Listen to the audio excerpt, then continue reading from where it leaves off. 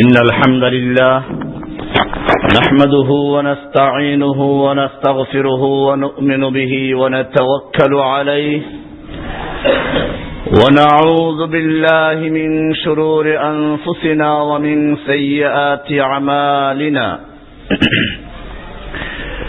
من يهده الله فلا مضل له ومن يضلله فلا هادي له وأشهد أن لا إله إلا الله وحده لا شريك له وأشهد أن محمدا عبده ورسوله صلى الله تعالى عليه وعلى آله وصحبه أجمعين আল্লাহ সুবহানাহু ওয়া তাআলার মহান দরবারে লাখ শুকরিয়া জ্ঞাপন করছি, যিনি আমাদেরকে প্রতি জুমার ন্যায় আজকেও সালাতুল জুমা আদায় করার জন্য মারকাজুল উলুম আল ইসলামিয়া মসজিদে আসার তৌফিক এনায়েত করেছেন। এজন্য বলি আলহামদুলিল্লাহ।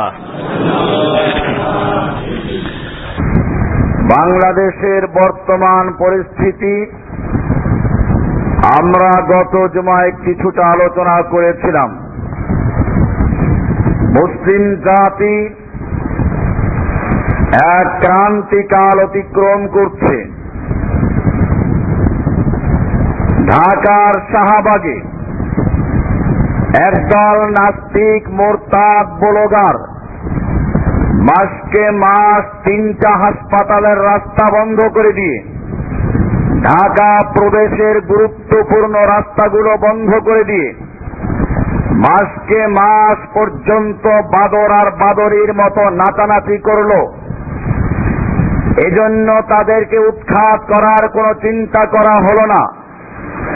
আর বাংলাদেশের প্রান্ত থেকে বিভিন্ন অঞ্চল থেকে এদেশের তাওহীদি জনতা আল্লাহর নবীর অপমান সহ্য না করে, আল্লাহর কালামের বিকৃতি সহ্য না করে, আল্লাহর বিধানের বিদ্রূপ সহ্য না করে বাংলাদেশের প্রত্যন্ত অঞ্চল থেকে যখন প্রতিবাদ জানাতে আসলো, সারাদিন মিছিল মিটিং করে আর না খেয়ে থেকে রাত্রে যখন ঘুমিয়ে পড়ল, সেই নিরীহ নিরস্ত্র ক্ষুধার্ত মুসাফের মানুষদের প্রতি পুলিশ, র্যাব, বিজেপি এবং একদল গুন্ডা সহ তাদেরকে রাতের অন্ধকারে বাতি বন্ধ করে দিয়ে নির্বিচারে হত্যা করা হলো। এই আল্লাহর বান্দাদেরকে একটা রাত সহ্য করা হলো না, একটা রাত তাদেরকে থাকার সুযোগ হলো না। যদিও নাস্তিক মোরতাদেরা মাসকে মাস রাস্তা দখল করেছিল। ভাইয়েরা আমার, আল্লাহ সুবহানাহু ওয়া তাআলা মানব জাতিকে পরিষ্কার নির্দেশনা দিয়েছেন কোরআনের মাধ্যমে। সেদিন মানুষকে হত্যা করা হলো। যেই সমস্ত টেলিভিশন চ্যানেলগুলো প্রচার করছিল, লাইভ দেখাচ্ছিল, ইসলামিক টিভি নয়া দিগন্ত বন্ধ করে দেওয়া হলো। শুধু এ পর্যন্তই না, পরবর্তীতে বিভিন্ন পত্রপত্রিকা রিপোর্ট করলো, কেউ বলেছে 2000, কেউ 3000, কেউ বলেছে 1000। আর যারা এই হত্যাকাণ্ড চালালো সেই নাস্তিক মোরতাদের পৃষ্ঠপোষক সরকার বলল কিচ্ছু না। যদি কিছুই না হবে তাহলে কেন তারপরের দিন একটু যেতে না যেতে আবার দাঙ্গা শুরু হলো? যদি তা নাই হবে তাহলে কেন চাঁদপুর গিয়ে আবার সংঘর্ষ হলো? এত মারাত্মক সংঘর্ষ হলো, সেখানে পুলিশ, বিজিবি সহ 19 জন মারা গেল। হাটহাজারীতে মারা গেল আরো 6 জন, বাগেরহাটে আরো 2। শাপলা চত্বর থেকে ইত্তেফাক মোড় পর্যন্ত, আবার ইসলাম চেম্বার থেকে শাপলা চত্বর পর্যন্ত কেন সকালবেলা ঢাকা সিটি কর্পোরেশনের হোস পাইপ দিয়ে পানি দিয়ে ধুয়ে ফেলা হয়েছিল। ভাইয়েরা আমার, ইতিহাস কোনোদিন চেপে রাখা যায় না।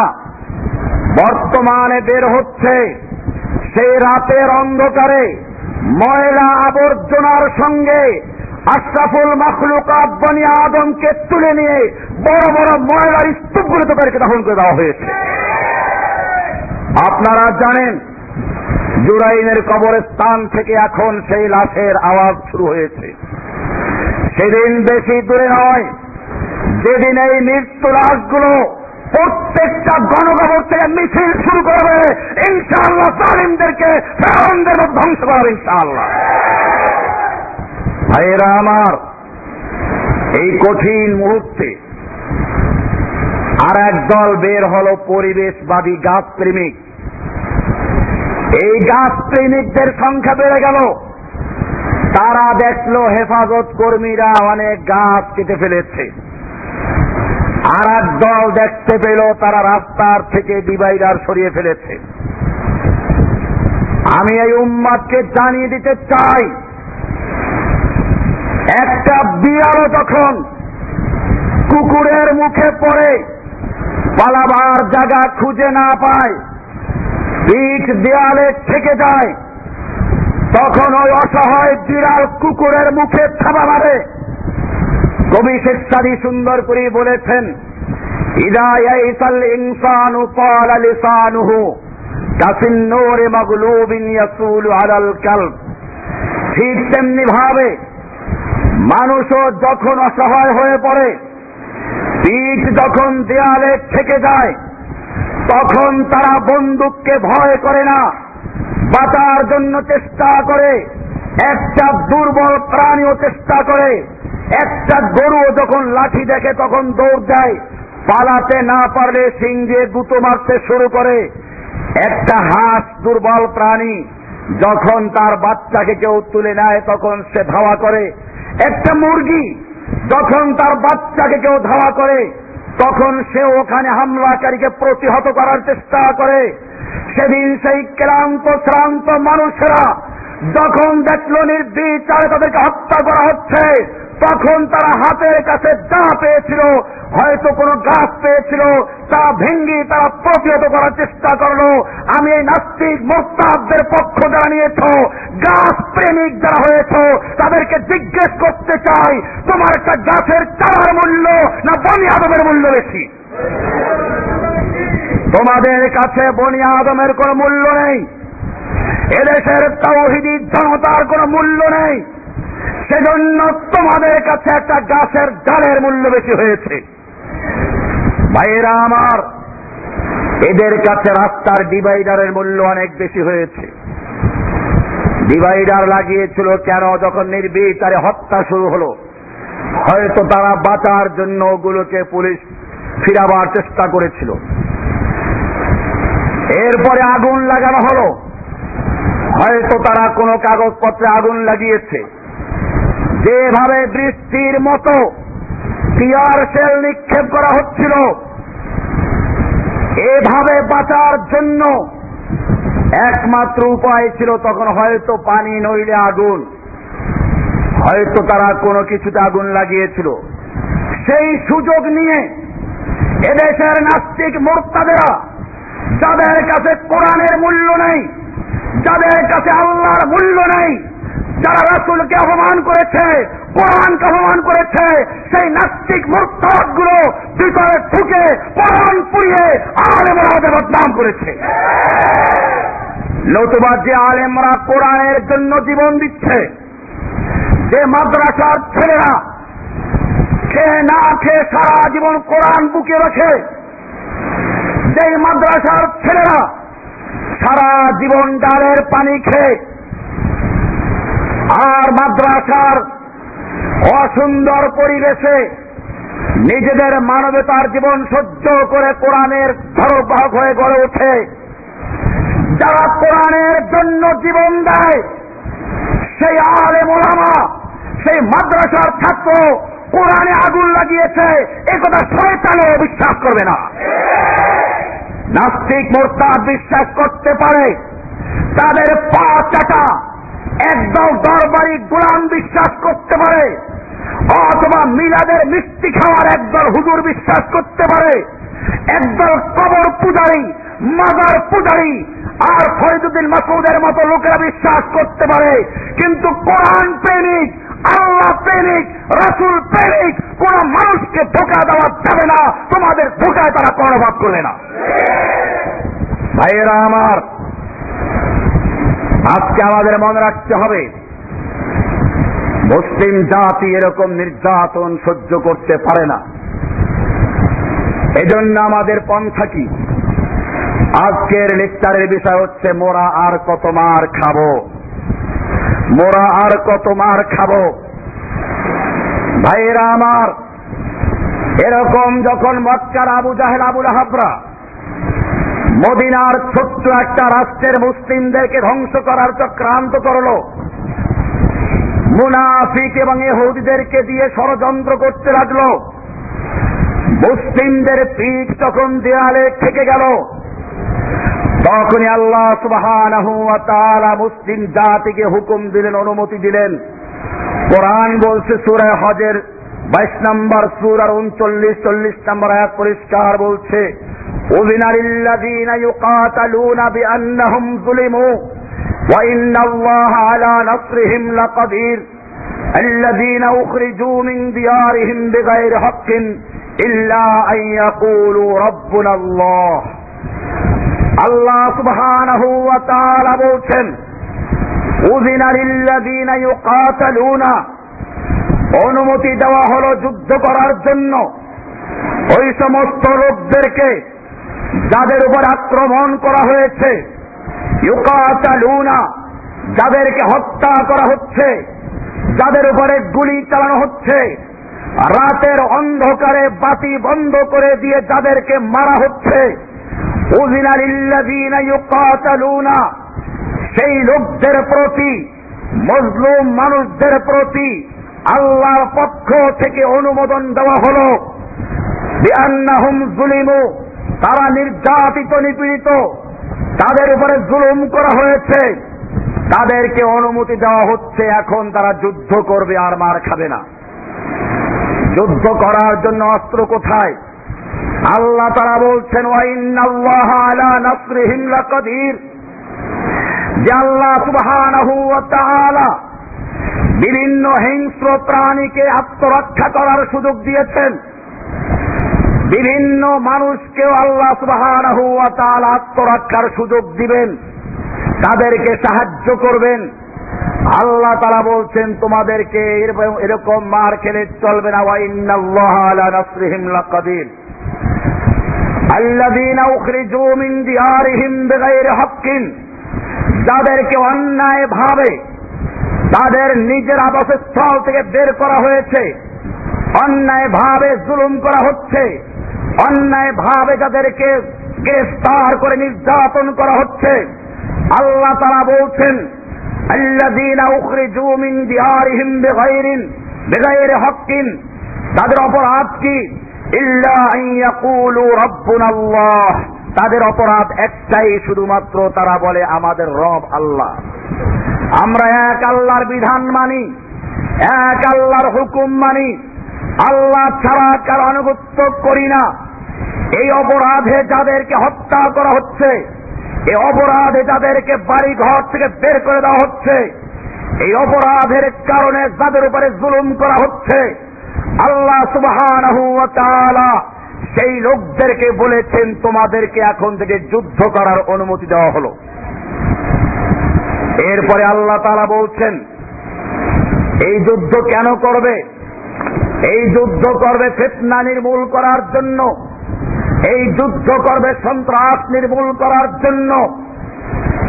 যারা নিরীহ লোকদেরকে হত্যা করে, যারা মানুষের জমি দখল করে, যারা চাঁদাবাজি করে, যারা মানুষকে খুন করে অন্যায় ভাবে, আল্লাহ সুবহানাহু ওয়া তাআলা সেই সকল সন্ত্রাসী মিথ্যাবাদ লোকদেরকে প্রতিহত করার জন্য হুকুম করেছেন। সূরা আনফাল 8 নম্বর সূরার 39 নম্বর আয়াত এবং সূরা বাকারার 193 নম্বর আল্লাহ বলছেন ওয়াকাতিলুহুম হাত্তা লা তাকুনা ফিতনা ওয়া ইয়াকুনা আদ-দীনু কুল্লুহু লিল্লাহ। তোমরা ওদের বিরুদ্ধে যুদ্ধ করো, ওয়াকাতিলুহুম কিতাল করো, যুদ্ধ করো, হাত্তা লা তাকুনা ফিতনা, যতক্ষণ পর্যন্ত ফিতনা চিরতরে নির্মূল না হয়ে যায়, ওয়া ইয়াকুনা আদ-দীনু কুল্লুহু লিল্লাহ, এবং সর্বত্র আল্লাহর দ্বীন প্রতিষ্ঠিত হয়ে যায়, যতক্ষণ পর্যন্ত মানব রচিত কোন সংবিধান থাকবে, যতক্ষণ পর্যন্ত কুফরি কোন মতবাদ বিজয়ী থাকবে, যতক্ষণ পর্যন্ত আল্লাহর সংবিধান প্রতিষ্ঠিত না হবে, যতক্ষণ পর্যন্ত ওহীর বাণী বিজয়ী না হবে, আল্লাহ তাআলা বলছেন ততক্ষণ পর্যন্ত তোমরা যুদ্ধ চালিয়ে যাও, তার মধ্যে তোমাদেরকে বিরতি নেওয়ার সুযোগ নেই।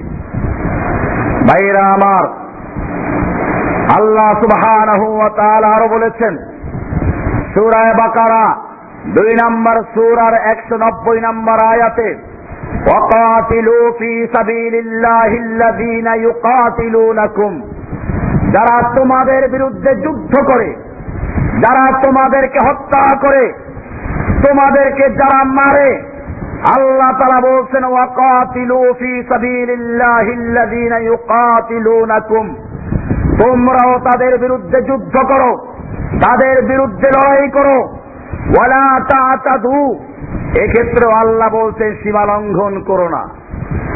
ইসলামের নীতি দেখবেন, ইসলাম জিহাদ মানে সন্ত্রাস নয়, ইসলামের কিতাল মানে সন্ত্রাস নয়।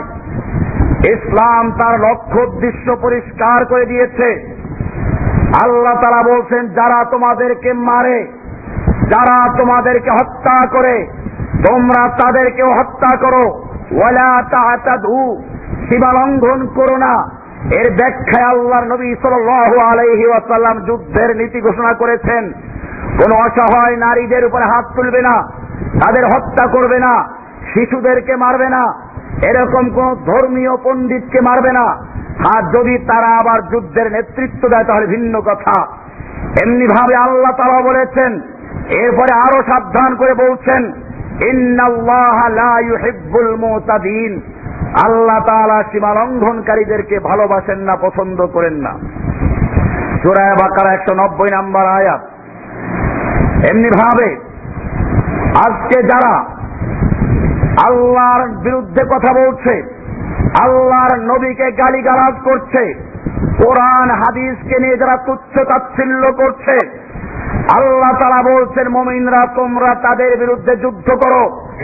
সূরা তওবা 9 নম্বর সূরার 14 নম্বর আয়াত আল্লাহ তাআলা বলছেন কাতিলুহুম ইউআযিবুহুমুল্লাহু বিআইদিকুম ওয়া ইউখজিহিম ওয়া ইয়ানসুরকুম আলাইহিম ওয়া ইয়াশফি সুদুরা কওমিন মুমিনিন।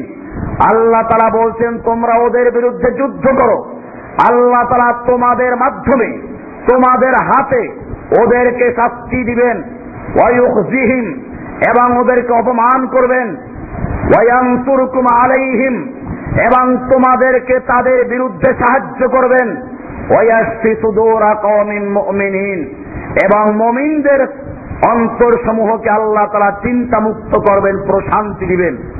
মুমিনদের অন্তরে এখন যে আগুন জ্বলছে, আল্লাহ সুবহানাহু ওয়া তাআলা বলছেন তোমাদের আগুন প্রশমিত করার জন্য তোমাদের অন্তরে ঈমানী চেতনা এবং তোমাদের ভাইদের জন্য যে সহমর্মিতা, এই চেতনাকে ধরে রাখার জন্য তোমাদের ঈমানের আরো শক্তি বৃদ্ধি করে ওদের বিরুদ্ধে যুদ্ধ করো, তাহলেই তোমাদের ইনশাআল্লাহ অন্তরের জ্বলন ঠান্ডা হয়ে যাবে, পরিষ্কার হয়ে গেল।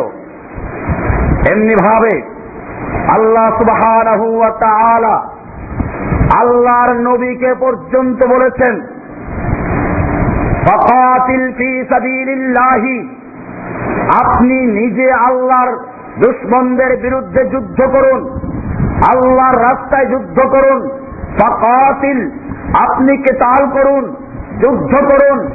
লা তুকাল্লাফু ইল্লা নাফসাক, আপনি নিজের ব্যাপারে নিজে দায়িত্বপ্রাপ্ত, অর্থাৎ কেউ যদি আপনার সঙ্গে না থাকে, কেউ যদি আপনার সহযোগিতা না করে, সকলেই আপনার বিরোধিতা করে, আল্লাহ তাআলা বলছেন তারপরও আপনি চালিয়ে যান।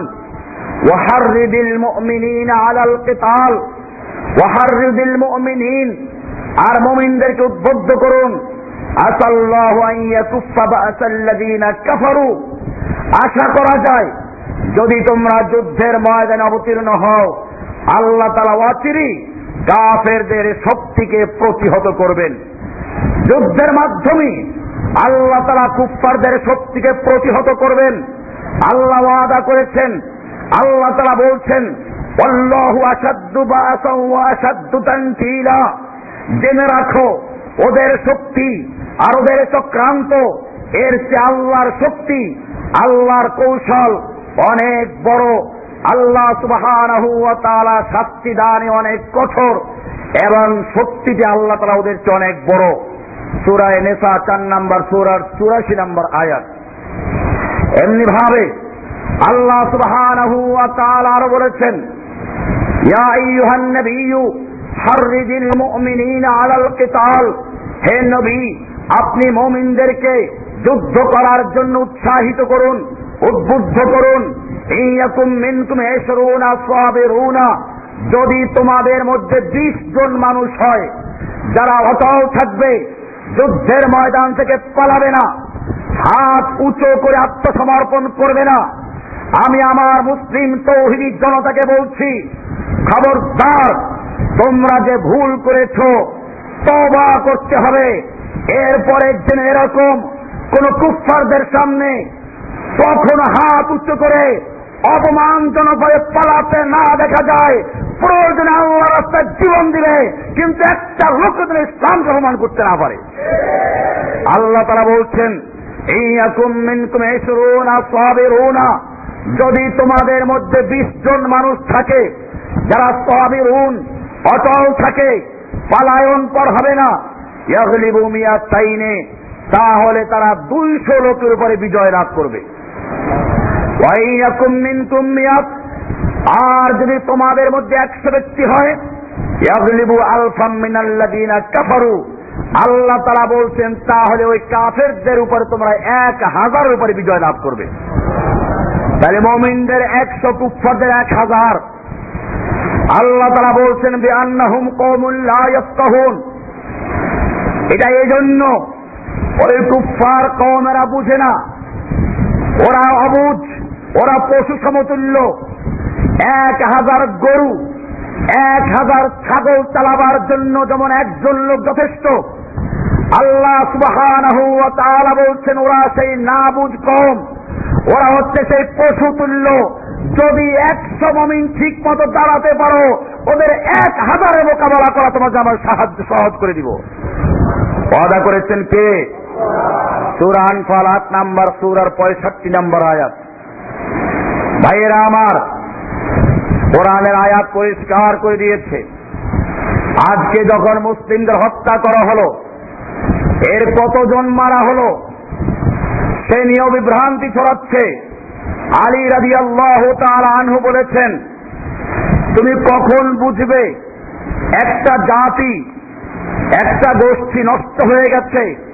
যখন দেখবে দারিদ্ররা ধৈর্যহারা হয়ে গেছে, যখন দেখবে ধনীরা কৃপণ হয়ে গেছে, যখন দেখবে মূর্খরা মঞ্চে বসে আছে, যখন দেখবে জ্ঞানীরা পালিয়ে যাচ্ছে, যখন দেখবে শাসকেরা মিথ্যা কথা বলছে, তখনই মনে করবে ওই দেশ, ওই জাতি নষ্ট হয়ে গেছে। পরিষ্কার ভাবে দেখা যাচ্ছে, আজকে আমরা দেখতে পাচ্ছি এক সময় যাদের জুতা পরার ক্ষমতা ছিল না, তারা এখন বড় বড় প্রাসাদের মালিক। আল্লাহর নবীকে জিজ্ঞেস করা হয়েছে, হাদিসে জিব্রাইল, হাদিসের সব কিতাবগুলোতে আছে, জিজ্ঞেস করা হয়েছিল কিয়ামতের লক্ষণ কি?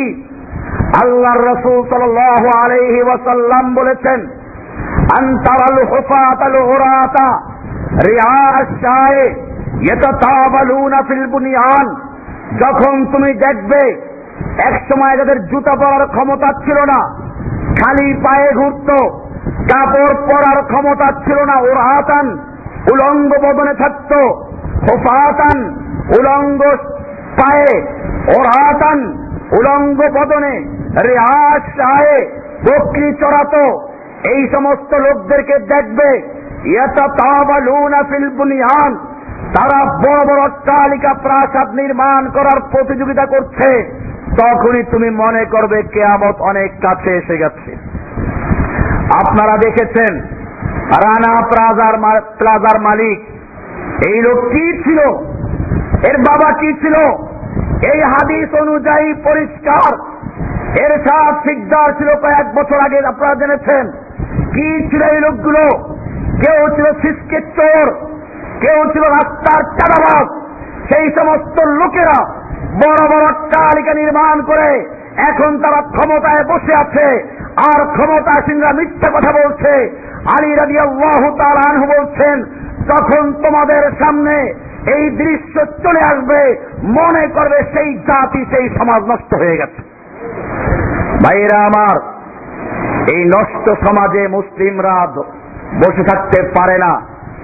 এই জন্য আল্লাহ সুবহানাহু ওয়া তাআলা জিহাদ ফরজ করেছেন নষ্ট অংশকে অপারেশন করার জন্য। আমি গত জুমায় বলেছিলাম, একটা অংশ যখন অসুস্থ হয়ে পড়ে মানুষ অ্যান্টিবায়োটিক দেয়, অন্য ঔষধ দেয়, কোন ঔষধে কাজ হচ্ছে না। এরপরে ডাক্তার দেখালো, পরীক্ষা নিরীক্ষা করে ডাক্তার বললেন এটা ক্যান্সার হয়ে গেছে, অপারেশন করতে হবে। অপারেশন না করলে বাকি অংশ পচে যাবে, ক্যান্সার ছড়িয়ে পড়বে, 2 লক্ষ টাকা লাগবে। লোকটা বাড়ি গিয়ে গরু বিক্রি করে, জমি বিক্রি করে, ধার কর্জ করে টাকা জোগাড় করে ডাক্তারের হাতে তুলে দেয়। ডাক্তার এবারে তাকে অপারেশন রুমে নিয়ে গেল। অপারেশন রুমে গিয়ে তাকে একটা অংশ কেটে ফেললো। আজ পর্যন্ত কোন জ্ঞানী বা পাগল পর্যন্ত অভিযোগ করছে না ডাক্তার কেন তার অপারেশন রুমে একটা লোককে অঙ্গহানি ঘটাচ্ছে, ডাক্তার কেন একটা লোককে কেটে ফেলছে। কারণ সকলেই জানে ডাক্তার কেটে ফেলছে এজন্য ওই পচা অংশ, ওই নষ্ট অংশ যদি কেটে না ফেলা হয়, ওই পচা অংশ বাকি অংশকে নষ্ট করে ফেলবে, বাকি অংশের ভিতরে ক্যান্সার ছড়িয়ে দিবে। এজন্য তাকে কেটে ফেলতে হবে। ডাক্তার যেরকম ভাবে একটা মানুষের দেহ নিয়ে চিন্তা করে, ডাক্তার যেরকম ভাবে একটা রুমের ভিতরে অপারেশন করে, একজন মুসলিমের দৃষ্টিতে গোটা বিশ্বের মানব জাতি একটা দেহ সমতুল্য। গোটা বিশ্বের মানুষ, আল্লাহ তাআলা কোরআনে বলেছেন, মান কাতালা নাফসান বিগাইরি নাফসিন আও ফাসাদিন ফিল আরদি ফাকান্নামা কাতালান নাসা জামিআ। যদি কোন ব্যক্তি কোন একটা প্রাণীকে, একটা মানুষকে অন্যায় ভাবে হত্যা করে, অথচ সে কাউকে হত্যা করে নেই অথবা কোনো সন্ত্রাস করে নেই, এরকম অন্যায় ভাবে যদি কেউ একটা প্রাণীকে হত্যা করে, আল্লাহ তাআলা বলছেন ফাকান্নামা কাতালান নাসা জামিআ, সেজন্য গোটা বিশ্বের সমস্ত মানুষকে হত্যা করলো। পক্ষান্তরে আল্লাহ তাআলা এরপরেই বলছেন ওয়ামান আহইয়াহা, যে ব্যক্তি একটা প্রাণীকে, একটা মানুষকে অন্যায় হত্যার হাত থেকে বাঁচালো, অন্যায় হত্যার হাত থেকে রক্ষা করলো, ফাকান্নামা আহইয়ান নাসা জামিআ। এখানে বলা হয় না সমস্ত মুমিনদেরকে বাঁচালো, আল্লাহ তাআলা বলছেন ফাকান্নামা আহইয়ান নাসা জামিআ, সেজন্য পৃথিবীর সমস্ত মানুষকে বাঁচালো। হত্যার বিরুদ্ধে, অন্যায় হত্যার বিরুদ্ধে সব ধর্মেই কিছু না কিছু বলা আছে।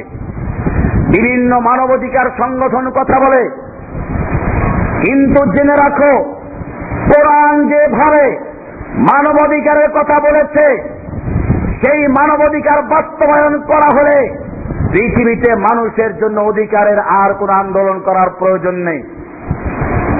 মানবাধিকারের জন্যই চোরে হাত কাটার বিধান, মানবাধিকারের জন্যই হত্যার বিধান, কিসাস, মানবাধিকারের জন্য জিনা বিচারের বিচার কঠোর করা হয়েছে, মানবাধিকারের জন্য পর্দার বিধান দেওয়া হয়েছে, মানবাধিকারের জন্য সম্পত্তির আইন রক্ষা করে রাখা হয়েছে।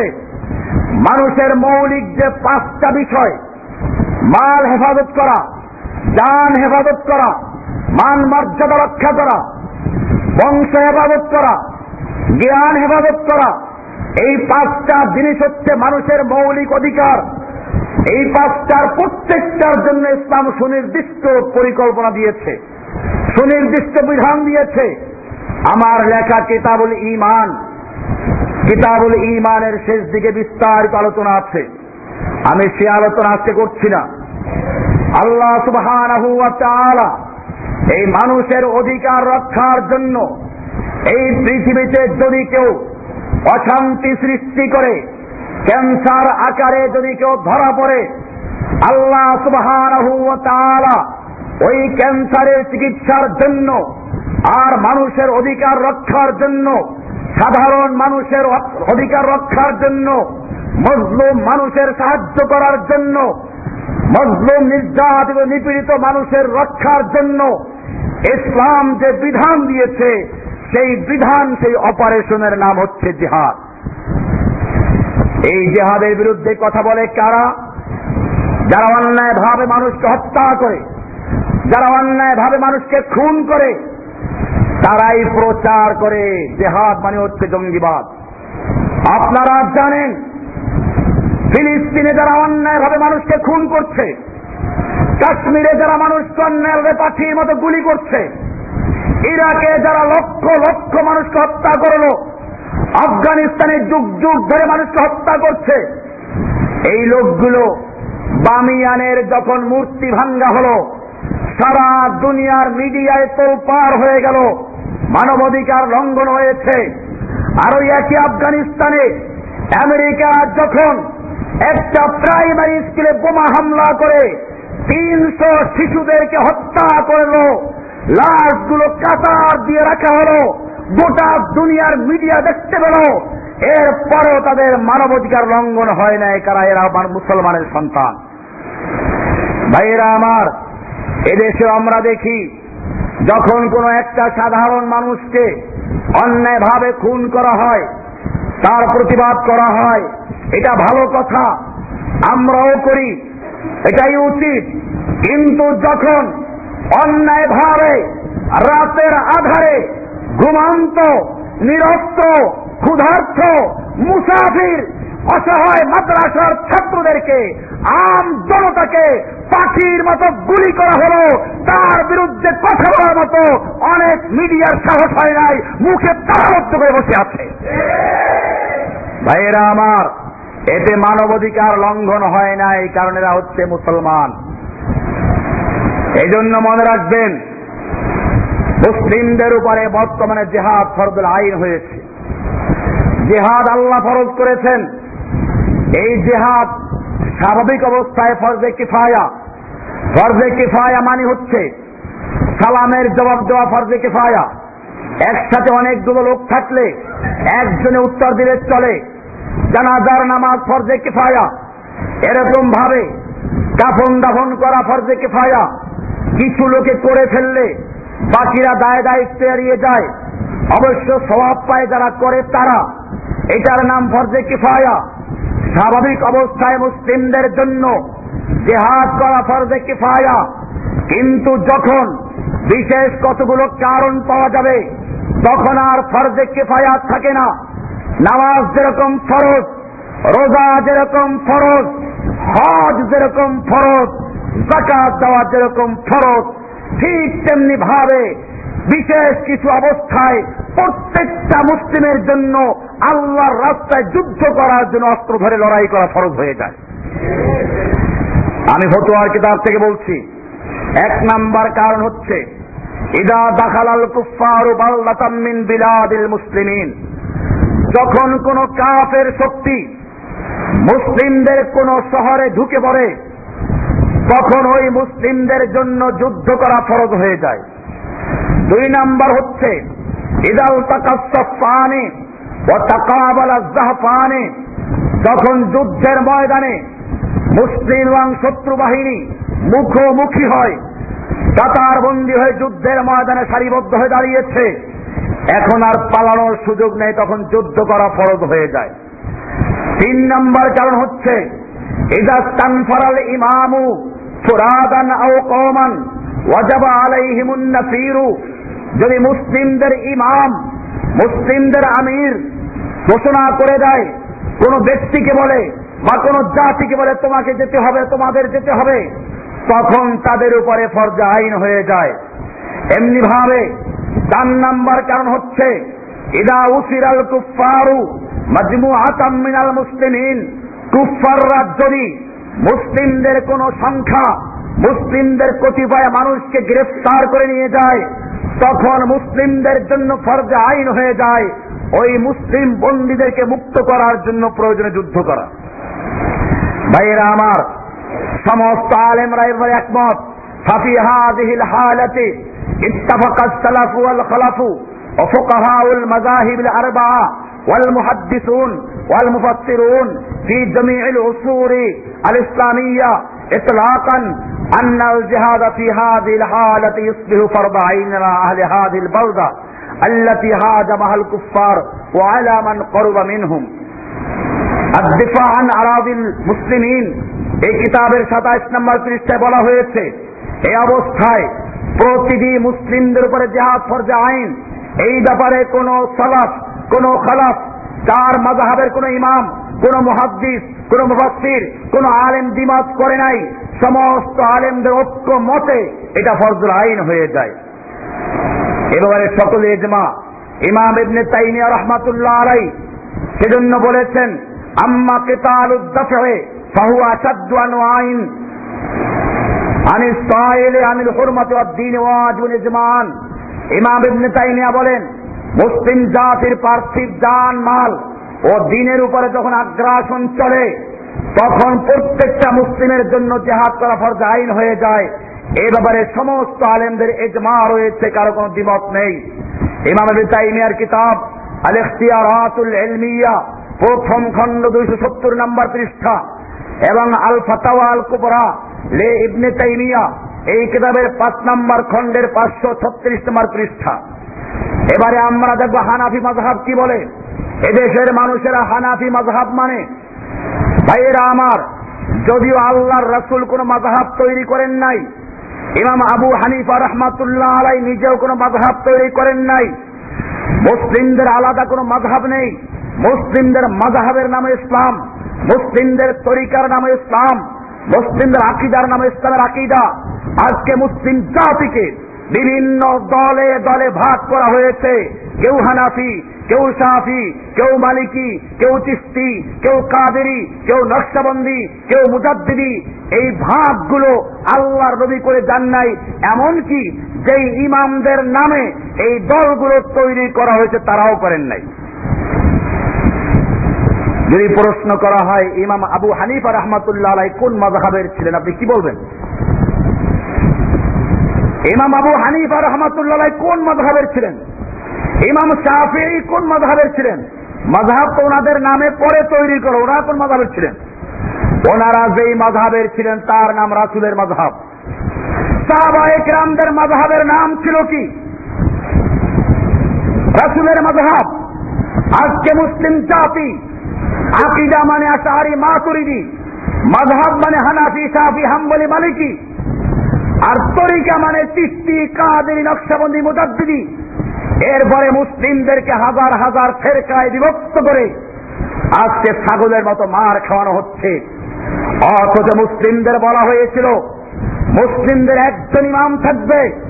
আল্লাহর রাসূল সাল্লাল্লাহু আলাইহি ওয়াসাল্লাম বলেছেন, আল ইমামুজ জুন্নাহ, মুসলিমদের যিনি ইমাম থাকবে একজন মাত্র আমির থাকবে, সে হবে ঢাল। ইউকাতালু মিন ওয়ারাইহি, ঢালের আড়ালে যেরকম যুদ্ধ করে মুসলিমরা তেমনি ভাবে একজন ইমাম, একজন আমিরের অধীনে ঐক্যবদ্ধ হয়ে মুসলিমদের পক্ষে আর শত্রুদের বিপক্ষে যুদ্ধ করতে থাকবে। এজন্য মুসলিম হিসেবে সহিহ হাদিস আল্লাহর রাসূল সাল্লাল্লাহু আলাইহি ওয়াসাল্লাম বলেছেন, ইযা বুইয়া লি খলিফাতাইনে ফাকতুলুল আখিরা মিনহুমা, যখন দুজন খলিফা অর্থাৎ মুসলিমদের একজন খলিফা থাকা অবস্থায়, মুসলিমদের একজন লিডার থাকা অবস্থায়, মুসলিমদের একজন ইমাম থাকা অবস্থায় যদি আর একজন খলিফা গজায়, আর একজন নেতা দাবি করে, আল্লাহর রাসূল সাল্লাল্লাহু আলাইহি ওয়াসাল্লাম বলছেন ফাকতুলুল আখিরা মিনহুমা, তোমরা ওদের মধ্যে দ্বিতীয় জনকে কতল করে দাও।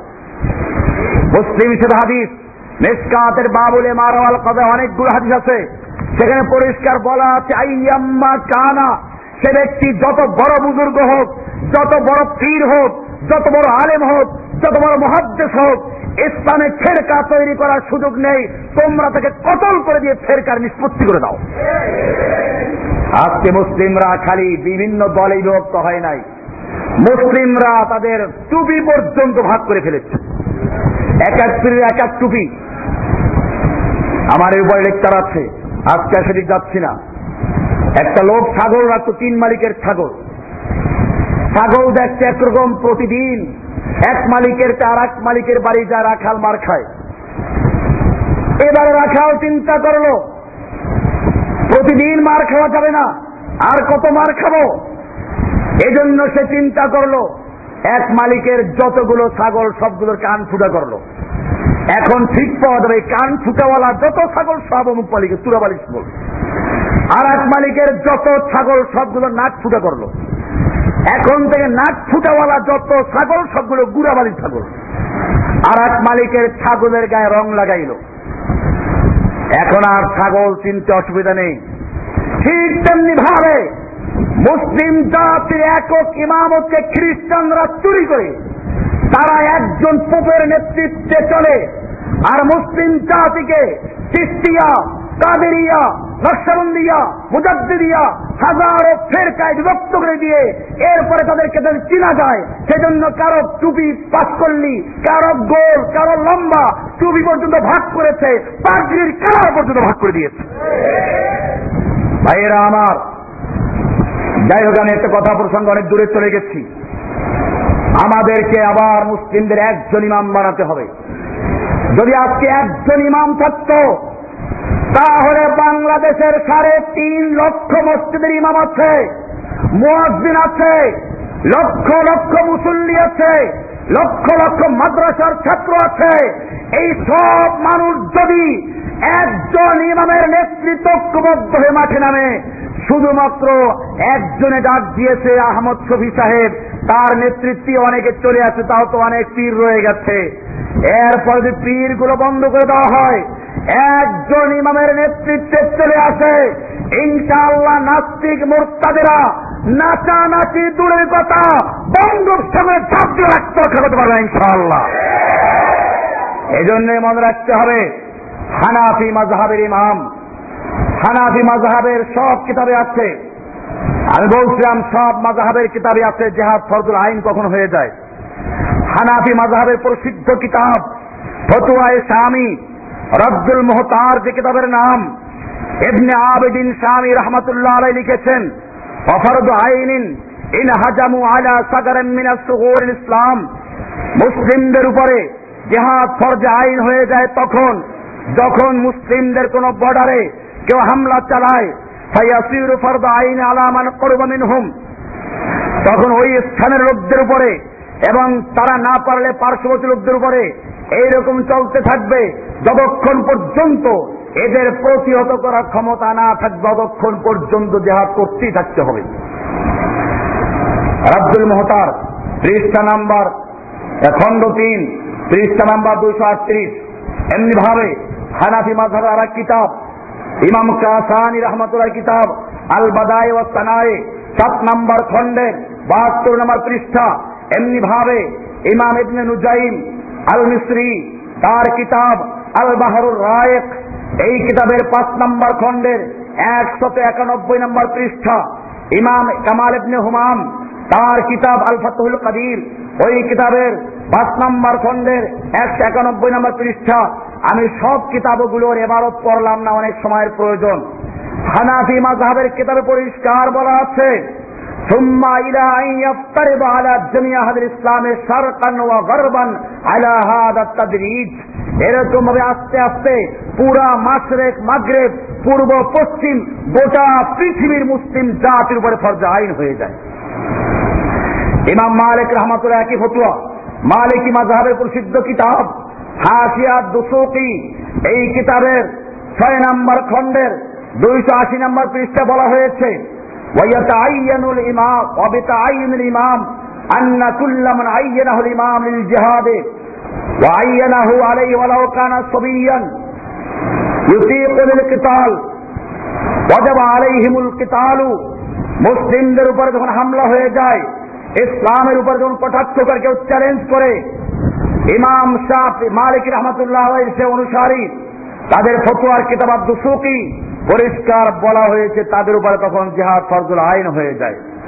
এরপরে তিনি লিখেছেন, এই সময় কোন গোলাম তার মালিকের অনুমতি নেওয়ার প্রয়োজন নেই, কোন কর্মচারী তার মালিকের অনুমতি নেওয়ার প্রয়োজন নেই, ঋণগ্রস্ত ব্যক্তি পাওনাদারের অনুমতি নেওয়ার প্রয়োজন নেই, স্বামী স্ত্রীর স্ত্রী স্বামীর কোনো অনুমতি নেওয়ার প্রয়োজন নেই। হাসিয়া দুসুকি 6 নম্বর খণ্ডে 280 নম্বর পৃষ্ঠা।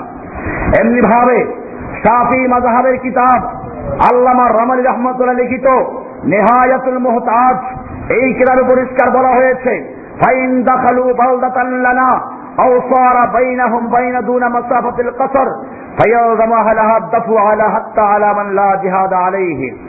একই কথা লিখেছেন, এখানেও বলেছেন যখন কোন শত্রু আক্রমণ করে, দুশমন ইসলামকে চ্যালেঞ্জ করে, তখন সকলের প্রতি জিহাদ ফরজ আইন হয়ে যায়। নিহায়াতুল মুহতাজ খণ্ড 26 পৃষ্ঠা নম্বর 388। হাম্বলি মাযহাবের কিতাব এমনি ভাবে ইমাম ইবনে কুদামা হাম্বলি মাযহাবের প্রসিদ্ধ ইমাম, তিনি লিখেছেন, ইদাল তাকাজ জাহফানে ওয়া তাকাবালা সাফানে হারুমা আলা মান হাদারাল ইনসরাফ ওয়া তাআয়্যানা আলাইহিল মুকাম। যখন দুই পক্ষ মোকাবেলায় আসে, যুদ্ধের ময়দান অবতীর্ণ হয়, তখন আর কারোর জন্য পালানোর সুযোগ নেই, মুসলিমদেরকে আর বসে থাকার সুযোগ নেই, তাদের জন্য যুদ্ধ করা ফরজ হয়ে যায়। তিনি কোরআন আয়াত দলিল পেশ করেছেন, ইয়া আইয়ুহাল্লাযীনা আমানু ইযা লাকীতুম ফিয়াতান ফাসবুতু ওয়াযকুরুল্লাহা কাসীরা। সূরা আনফাল 8 নম্বর সূরার 45 নম্বর আয়াতে দলিল পেশ করেছেন। আল্লাহ তাআলা বলেছেন, হে ঈমানদারগণ, যখন তোমরা যুদ্ধের ময়দানে অবতীর্ণ হও, দুশমনদের মুখোমুখি হও, তখন তোমরা অটল থাকো, পালিয়ে যেও না।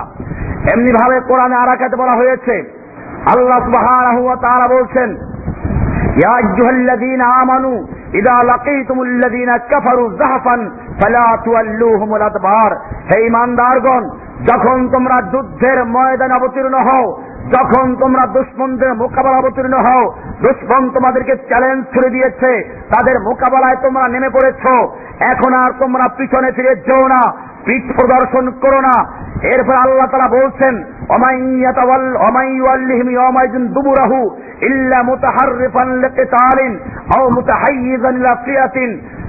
যে ব্যক্তি যুদ্ধের ময়দান থেকে পৃষ্ঠ প্রদর্শন করে, তবে রণকৌশল পরিবর্তন করার জন্য অথবা নিজের দলে যুক্ত হওয়ার জন্য যদি করে ভিন্ন কথা, কিন্তু পালানোর জন্য যদি কোনো ব্যক্তি পৃষ্ঠ প্রদর্শন করে, আল্লাহ তাআলা বলছেন, ফাকাদ বাআ বিগাদাবিন মিনাল্লাহ। সে ব্যক্তি অবশ্যই আল্লাহর গজব, আল্লাহর শাস্তি নিয়ে পালালো। কতই নিকৃষ্ট আল্লাহর শাস্তি!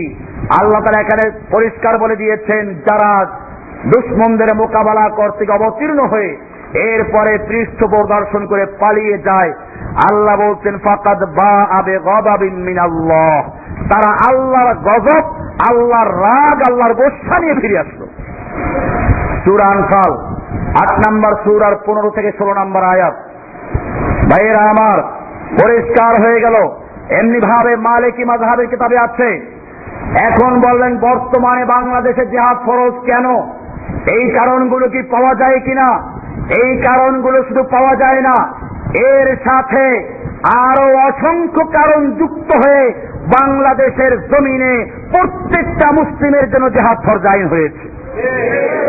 আমি গত জুমায় বলেছিলাম, এই জুমায় এই বইয়ের মধ্যে আছে, আপনারা বইটা পাবেন এখানে। প্রত্যেকটা মানুষ এক একটা বই নিয়ে যাবেন, মাত্র 5 টাকা দাম রাখা হয়েছে, যাতে করে সকলে নিতে পারে। এজন্য আজকে আর কোনো খুচরার পাইকারি নাই, সকলের জন্য 5 টাকা। কারণ হচ্ছে এটা গুরুত্বপূর্ণ বিষয়।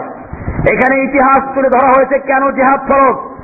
আপনারা জানেন এই লোকগুলো বাংলাদেশে প্রথম হামলা করেছে বিভিন্ন জায়গায় ইসলাম আর মুসলিমকে মুছে দেওয়ার মাধ্যমে। ঢাকা বিশ্ববিদ্যালয়ের মনোগ্রাম থেকে ইকরা শব্দকে মুছে দেওয়া হয়েছে। নজরুল ইসলাম হল থেকে ইসলামকে মুছে দিয়ে নজরুল হল, সলিমুল্লাহ মেডিকেল কলেজ থেকে ইসলামাবাদ দিয়ে মুসলিম মেডিকেল কলেজ থেকে ইসলামাবাদ। এমনি ভাবে আপনারা জানেন আর কিছুদিন পূর্বে বাংলাদেশের সংবিধান থেকে আল্লাহর প্রতি পূর্ণ আস্থা বিশ্বাসকে তুলে দিয়ে তার জায়গায় ধর্ম নিরপেক্ষতায় বসানো হয়েছে। এমনি ভাবে আপনারা জানেন 7ই ডিসেম্বর 2010 সংসদে বলা হয়েছে, সংসদে শিক্ষানীতি পাস করা হয়েছে। অক্টোবর 2011 দুর্গা পূজার অনুষ্ঠানে এদেশের একজন নেত্রী বললেন, এদেশের বর্তমান প্রধানমন্ত্রী বলেছিলেন, মা দুর্গা দেবী প্রতি বছর কোনো না কোনো বাহনে চড়ে আসে, এবার এসেছে গজে চড়ে। আর আমরা জানি মা দুর্গা দেবী গজে চড়ে যখন পৃথিবীতে আসে তখন পৃথিবী ধনে ধন্যে পরিপূর্ণ হয়ে যায়। আর বাস্তবে এবার তাই হয়েছে, বাংলাদেশে এবার ফসল বেশি হয়েছে। তার মানে হচ্ছে তার আকীদা, তার বিশ্বাস কি সুন্দর ভাবে তুলে ধরলো যে মা দুর্গা দেবী গজে চড়ে এসেছে বলে পৃথিবীতে ফসল বেশি হয়েছে। ও আমার জাতি মক্কার আবু জাহেল আবু লাহাবরাও এর চেয়ে ভালো আকীদা পোষণ করত। কোরআন পরিষ্কার বলেছে, ওরা ইনসালতাহুম মান নাযালা মিনাস সামায়ে মান ফাহিয়া বিহিল আরদা মিন বাদি মাউতিহা ওয়া ইয়াকুলুন্নাল্লাহ। তুমি যদি ওই মক্কার কাফেরদেরকে আবু জাহেল আবু লাহাবদেরকে জিজ্ঞেস করো, মান নাযালা মিনাস সামায়ে মান, কে আসমান থেকে পানি বর্ষণ করে, ফাহিয়া বিহিল আরদা মিন বাদি মাউতিহা, অতঃপর সেই পানির মাধ্যমে মৃত্যু জমিনকে শুকিয়ে চৌচির হয়ে যাওয়া জমিনকে আবার তরুতাজা ফসল উৎপন্ন করার যোগ্যতা দান করেন কে? কে ফসল উৎপন্ন করে? আল্লাহ বলছেন মক্কার আবু জাহেল আবু লাহাব উতবা শাইবা মক্কার কাফেররা পর্যন্ত বলবে লায়াকুলুন্নাল্লাহ। এগুলো সব করেন কে? তাহলে বুঝা গেল মক্কার আবু জাহেল আবু লাহাবদের যে আকীদা ছিল তার তো জঘন্য আকীদা এখানে প্রকাশ করা হয়েছে। শুধু তাই নয়, এরপরে শুনুন 13 জুলাই 2011 এই সরকার যে আছে তার দলের সাধারণ সম্পাদক, নাম তার কি সুন্দর নাম, হয়তো মা বাপ তার মুসলমান ছিল, নাম রাখলো সৈয়দ আশরাফ। এই লোকটা নিজের ধর্ম ভুলে গেছে, পরিচয় ভুলে গেছে, এরপরে স্বঘোষিত নাস্তিক হিসেবে ঘোষণা করেছে আমি হিন্দুও নই মুসলমানও নই। ভাইয়েরা আমার, এরপরে আর একজন সংসদ উপনেতা, একটা নারী শাহজাদ চৌধুরী, সংবিধান থেকে ধর্মের কালো ছায়াটুকু মুছে দেওয়া হবে এই বক্তব্য সে দিয়েছে। এরপরে 2009 সালে তৎকালীন রাষ্ট্রপতি জিল্লুর রহমানের বক্তব্য, সব ধরনের ফাতুয়া নিষিদ্ধ করা হবে। এরপরে শুনুন 2009 সালের 5 মন্ত্রী আব্দুল লতিফ সিদ্দিকীর বক্তব্য, ধর্ম তামাক ও মদের মতো একটি নেশা। এরপরে ওই একই বছর রাশেদ খান মেনন বলেছিল ব্যাঙ্গের ছাতার মতো কওমি মাদ্রাসাগুলো গজিয়ে উঠেছে। 10ই ডিসেম্বর 2011 ইসলামী ফাউন্ডেশনের ডিজি, ইসলামী ফাউন্ডেশনের অনুষ্ঠানে তৎকালীন ধর্মমন্ত্রী, এখনো বোধহয় আছে, শাহজাহান মিয়া, তিনি বলেছেন, মারা গেছে, রাসূলুল্লাহ সাল্লাল্লাহু আলাইহি ওয়াসাল্লাম মসজিদের অর্ধেক জায়গা হিন্দুদের জন্য খালি করে দিয়েছিলেন। নাস্তিকতার একটা সীমানা আছে। এটা কোত্থেকে বলছে? আসলে তাদের সঙ্গে যে আলেমরা আছে এই লোকগুলো কোরআন হাদিস জানে না। ওটা একটা হাদিসে আছে, নাসরায় নাজরান এলাকার কিছু লোক আসলো, তারা ছিল আলেম উফুদ, আল্লাহর নবীর এই মসজিদে নববী ছিল রাষ্ট্রীয় মেহমানখানাও। এটা পরিষ্কার, এটার দ্বারা বোঝা উচিত এই মসজিদ শুধুমাত্র মাসক্ত নামাজের জন্য না, মসজিদের মেহরাব, মেহরাব মানে তো অস্ত্রাগার, খরবন মানে যুদ্ধ, মেহরাব মানে অস্ত্র রাখার জায়গা। বোঝা গেল সাহাবায়ে কেরাম এই মসজিদে অস্ত্র নিয়ে আসতেন, সামনে রাখতেন বিদায়, জায়গার নাম হচ্ছে মেহরাব। আল্লাহর নবীর যুগে স্বতন্ত্র কোনো মেহমানখানা ছিল না। ওই মসজিদে নববী ছিল বঙ্গভবন, ওটাই ছিল সংসদ ভবন, ওটাই ছিল গণভবন, ওটাই ছিল রাষ্ট্রীয় মেহমানখানা। সেজন্য নাজরান এলাকার কিছু লোকেরা আসলো, তাদের ইবাদত করার প্রয়োজন, আল্লাহর নবী বলে দিয়েছেন তোমরা এখানেই করো। এটার দ্বারা কি মসজিদ খালি করে দেওয়া হয়েছে? আর কি হিন্দু ছিল? কি পণ্ডিত এই শাহজাহান মিয়া, এইরকম লোক ধর্মমন্ত্রী হয়ে বসে আছে, যার কারণে এদেশের ধর্মের সর্বনাশ করার সুযোগ পেয়েছে। 28 মার্চ 2009 এক গোল টেবিল বৈঠকে ইসলামিক ফাউন্ডেশনের ডিজি এই শামীম মোহাম্মদ আফজাল, নাম কি সুন্দর, সে বলছে নামের সঙ্গে মোহাম্মদ আছে, এই লোকটা মোহাম্মদ নামের কলঙ্ক করে, মোহাম্মদ নামকে অপমান করে সে সেদিন বক্তব্য বলেছে পৃথিবীতে যত সন্ত্রাস ও জঙ্গিবাদ রয়েছে তার সবই ইসলাম ও মুসলমানদের মধ্যে, হিন্দু বৌদ্ধ ও খ্রিস্টানদের মধ্যে কোনো সন্ত্রাস ও জঙ্গিবাদ নেই। হিন্দু ও বৌদ্ধ এবং খ্রিস্টানরা সন্ত্রাসের সাথে জড়িত নয়। ভাইয়েরা আমার, এরপরে 10 ডিসেম্বর 2011 ইমামদের এক অনুষ্ঠানে ইসলামিক ফাউন্ডেশনের ডিজি সে বলেছিল রাসূল সাল্লাল্লাহু আলাইহি ওয়াসাল্লাম মসজিদ নববীর এক অংশ ইহুদিদের জন্য ছেড়ে দিয়েছেন।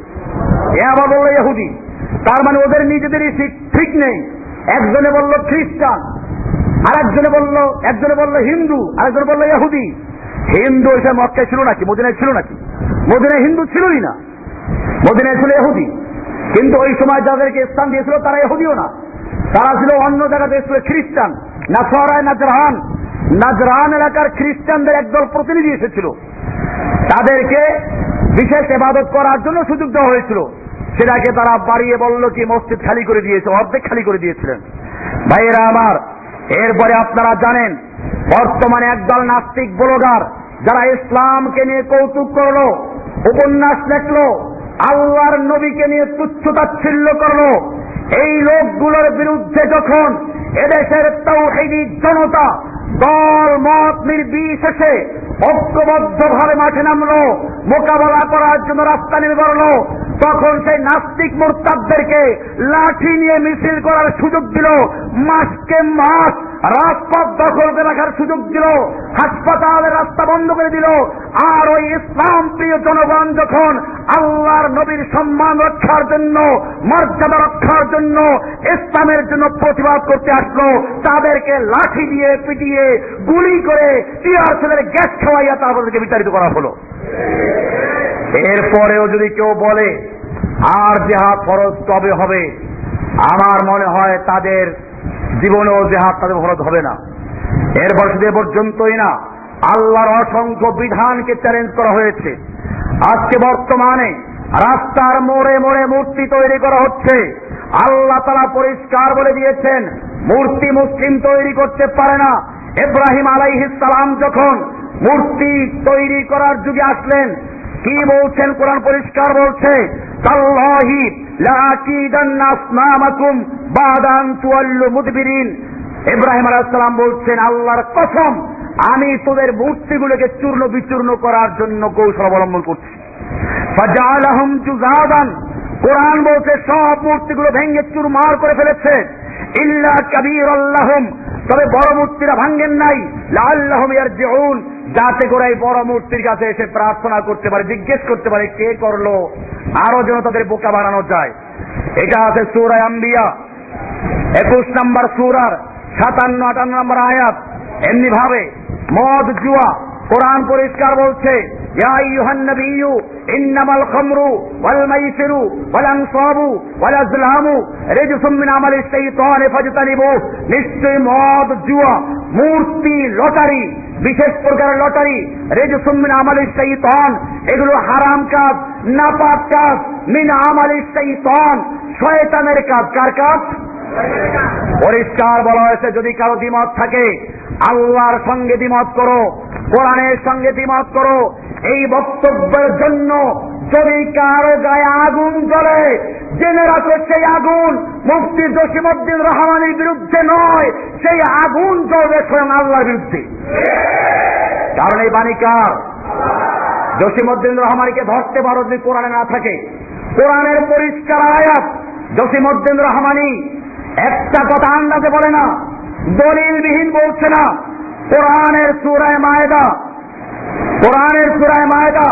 5 নম্বর সূরার 90 নম্বর আয়াত আল্লাহ তাআলা পরিষ্কার বলছেন রিজসুম মিন আমালিশ শাইতান, এই মূর্তি, জুয়া, মদ, বিশেষ লটারি, রেজুসুন, এগুলো নাপাক, হারাম, মিন আমালি শয়তান, শয়তানের কাজ।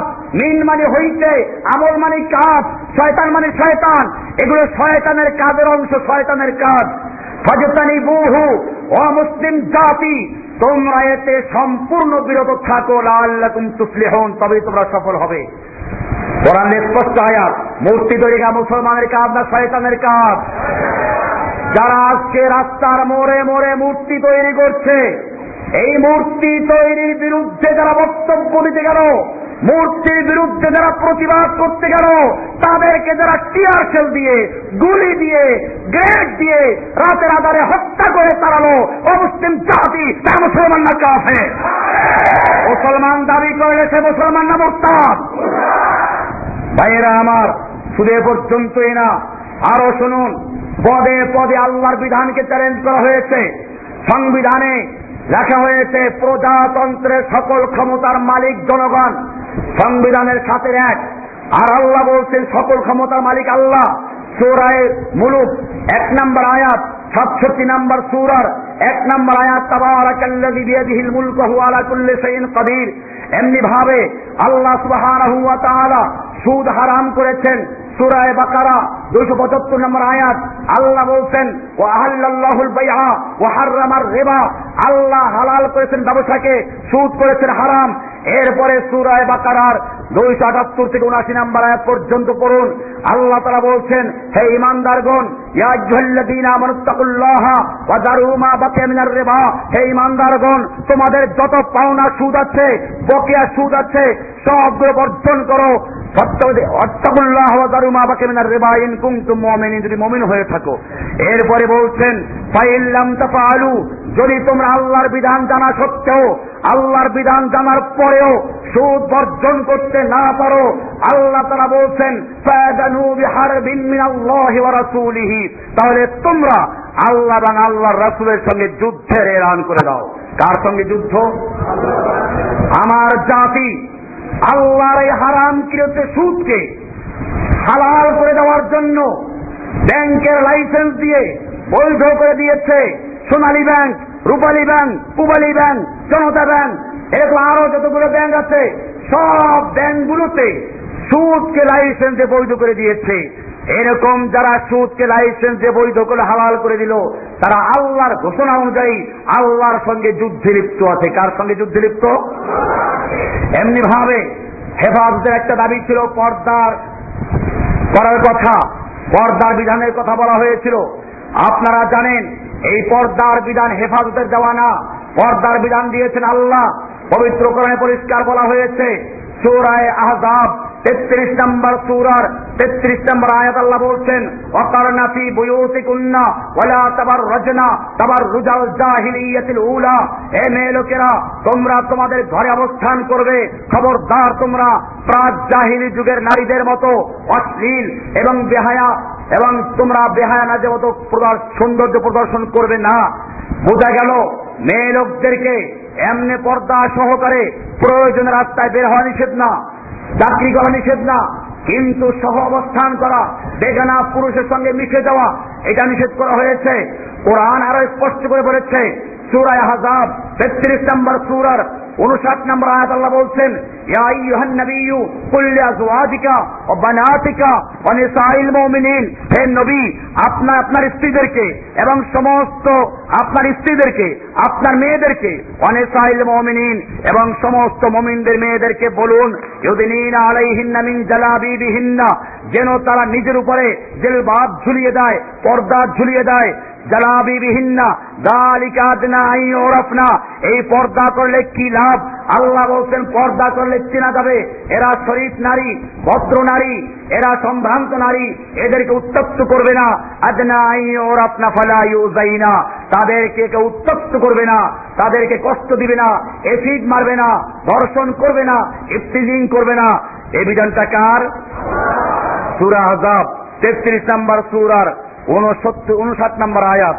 সুতরাং যারা আল্লাহর দেওয়া পর্দার বিধানকে চ্যালেঞ্জ করলো, আইন তৈরি করে দিল পর্দার জন্য কাউকে বাধ্য করা যাবে না, তারা সরাসরি আল্লাহর আইনের বিরুদ্ধে অবস্থান নিয়েছে, ঠিক কিনা? আল্লাহর কোন আইনকে আমল করতে না পারে এক কথা। আপনি রোজা রাখলেন না, ফরজ মানেন। আপনি হজ করেন নাই, ফরজ মানেন। আপনাকে ইসলাম কাফের বলে না। কিন্তু যদি কোনো ব্যক্তি ইসলামের কোন বিধানকে অস্বীকার করে, তুচ্ছ-তাচ্ছিল্য করে, ইসলামের কোন বিধানকে চ্যালেঞ্জ করে, সর্বসম্মতি ক্রমে সে কাফের হয়ে যায়। ভাইরা আমার, এমনি আর কতটা দেখাবো? জেনার বিচার ইসলামে হারাম। কোরআন পরিষ্কার বলছে, ওয়ালা তাকরাবুজ জিনা, জিনার ধারে কাছেও যেও না। সূরা ইসরা 17 নম্বর সূরার 32 নম্বর আয়াত আল্লাহ তাআলা বলছেন, জিনার শাস্তি আয-যানিয়াতু ওয়াজ-যানি ফাজলিদু কুল্লা ওয়াহিদিন মিনহুমা মিয়াতা জালদা। ব্যভিচারিণী আর ব্যভিচারী যেই হোক না কেন, ওরা যদি অবিবাহিত হয় 100 দররা মারো, আর বিবাহিত যদি হয়ে যায় তাহলে বলা হয়েছে ওদেরকে পাথর ছুঁড়ে হত্যা করো। আইনটা কার? বুখারীর 6830 নম্বর হাদিস দেখুন, সহিহ মুসলিমের 4513 নম্বর হাদিস, সহিহ মুসলিমের, সহিহ মুসনাদ আহমদের 391 নম্বর হাদিস পরিষ্কার বলা হয়েছে জিনার বিচারের আইন দিয়েছেন কে? আল্লাহর আইন বাতিল করে বিকল্প আইন তৈরি করে সে মুসলিম না কাফের?